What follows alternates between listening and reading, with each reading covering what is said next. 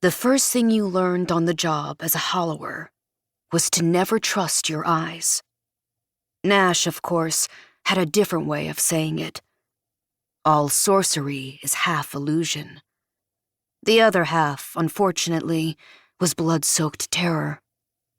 In that moment, though, I wasn't scared. I was as angry as a spitting cat.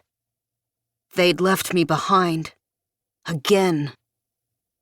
I braced my hands on either side of the garden shed's doorframe, drawing as close as I could to the enchanted passageway without entering. Hollowers called these dark tunnels veins because they carried you from one location to another in an instant. In this case, to the vault of a long-dead sorceress, containing her most prized possessions. I checked the time on the cracked screen of Nash's ancient cell phone. It had been 48 minutes since I watched them disappear into the vein. I hadn't been able to run fast enough to catch up, and if they'd heard my shouts, they'd ignored me.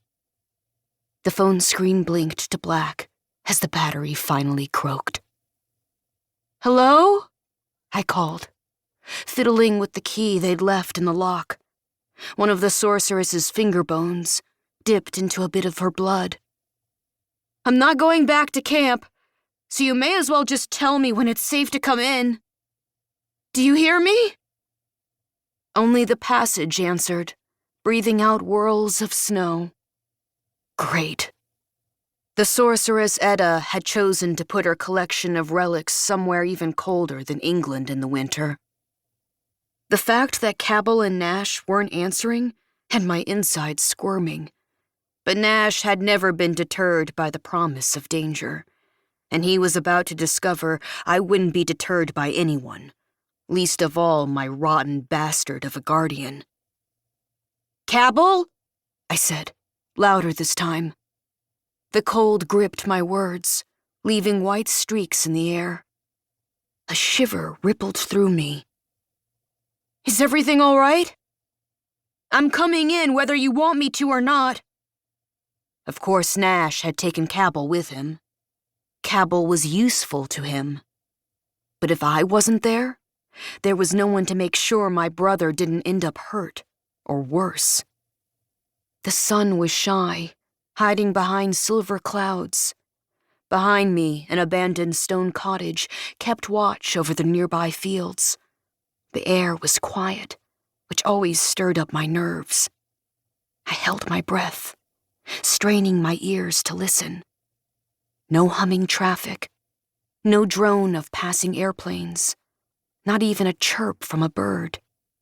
It was like everyone else knew better than to come to this cursed place, and Nash was the only idiot too stupid and greedy to risk it. But a moment later, a fresh wave of snow carried Cabell's voice to me. "Tamsin?" He sounded excited, at least.